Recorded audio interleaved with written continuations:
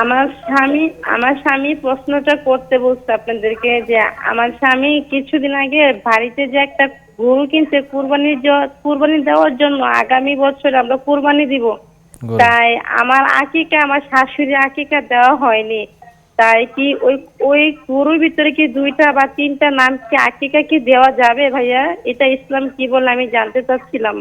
এই আকিকার গোশটা কি এটা কি আলাদা রাখে কি মানুষকে দিতে হবে, না কুরবানি গোশের সাথে এটা মিলে একসাথে মানুষকে দিয়ে দিলে না এটা হয়ে যাবে? দেখেন, আকিকা একটা ইবাদত, কুরবানি একটা ইবাদত। তো হাদিস দ্বারা আমরা যেটা বুঝি যে রাসূলুল্লাহ সাল্লাল্লাহু আলাইহি সাল্লাম দুটার আলাদা আলাদা সময় নির্ধারণ করেছেন। কুরবানিটা হবে জিলহজ মাসের 10, 11, 12 তারিখ, কেউ কেউ 13 তারিখের কথাও বলছে, তবে অধিকাংশ আলেমের মত হচ্ছে 10, 11, 12। তো আকিকার জন্য সময় হচ্ছে সপ্তম দিন, জন্মের সপ্তম দিন, যেদিন বাচ্চা জন্মগ্রহণ করবে এর সপ্তম দিন।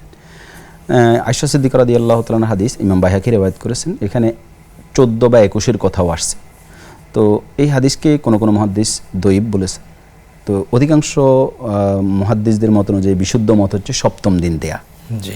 তো কেউ যদি একান্ত কারণে 14তম দিন বা 21তম দিনেও হয়, তাহলে তার আকিকা সুন্নাহসম্মত হবে বলে আমরা আশা রাখি।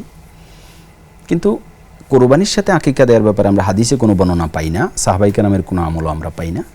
তবে ইমামদের মধ্যে কেউ কেউ এটা বলেছেন যে যেহেতু হাদিসে দুটো ইবাদতকেই নুসুক বলা হয়েছে, আরবি শব্দ নুসুক মানে কুরবানি, মানে জবাই করে বা ইবাদত পালন করা আল্লাহর জন্য, তো কুরবানিকেও নুসুক বলা হয়েছে, আকিকাকেও নুসুক বলা হয়েছে। এবং কোরবানির পশুর যে শর্ত হওয়া লাগবে, যে মানে 1 বছর পূর্ণ হওয়া, 2 বছর পূর্ণ হওয়া বিভিন্ন পশুর ক্ষেত্রে, তারপরে পশুটা ত্রুটিমুক্ত হওয়া, আকিকার ক্ষেত্রে ওই সকল বিষয়গুলো প্রযোজ্য। তো ফলে তারা বলছেন যে কোরবানির ভাগের মধ্যেও যদি আকিকা দিয়ে দেয় তাহলে জায়েজ হবে। তো এই জন্য আমরা আমাদের এই প্রোগ্রাম থেকে বা এই অনুষ্ঠান থেকে আমরা বলবো যে ওই সংশ্লিষ্ট বোন যে প্রশ্ন করেছেন, তার হাজব্যান্ডের যদি সামর্থ্য থাকে, আর্থিক সঙ্গতি থাকে, তাহলে আমরা বলবো তিনি তার স্ত্রীর এবং তার মায়ের যে দুজনের কথা বলেছিলেন, যেহেতু তারা মহিলা, তো তাদের আকিকা ইতিপূর্বে দেওয়া হয় নাই, কোনো বিষয় যদি সপ্তম দিনে দিতে পারেন নাই, যেহেতু এখন যত তাড়াতাড়ি সম্ভব, সময় পেরিয়ে গেছে, এটা তিনি দিয়ে দেবেন। আলাদা 2টো ছাগল কিনে, 1 বছর বয়সে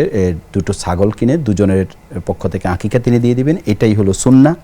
আর যদি তার একান্ত সামর্থ্য না থাকে, তিনি গরু কিনে ফেলছেন, ইমামদের কোনো কোনো মত অনুযায়ী আমরা আশা করি হয়ে যাবে, তবে এটা না দেয়াই ভালো। এ হচ্ছে প্রথম কথা। দ্বিতীয়, তিনি বলছেন যে আকিকার গোশতগুলো, মাংসের বন্টনটা আকিকার গোশত সবাই খেতে পারবে, এবং এটা যদি তিনি চান সদাকা করে দিতে পারবেন, সবাইকে বন্টন করে দিতে পারবেন। আর যদি তিনি মনে করেন যে আত্মীয় স্বজন বা তারা সবাই খাবেন, এতে কোনো অসুবিধা নেই। আর যদি যেই পরিবার আকিকা দিবে গরুতে এবং তারাই যদি কোরবানি দেয়, এখানে যদি অন্য কোনো অংশীদার না থাকে, তাহলে আলাদা আকিকার গোশত আলাদা করারও প্রয়োজন নেই, একই পাতিলেই তো যাবে। কিন্তু যদি কোরবানির ক্ষেত্রে অন্য কেউ অংশীদার থাকে, তাহলে গোশত ভাগ করতে হবে, আকিকারগুলো আলাদা করা লাগবে, এবং ওই কোরবানির গোশত আলাদা করে ভাগ করে ঠিক করতে হবে। এরপরে ফ্যামিলিতে যাওয়ার পরে তিনি যদি গোশত একসাথ করে ফেলেন, এতে কোনো অসুবিধা নেই। জি।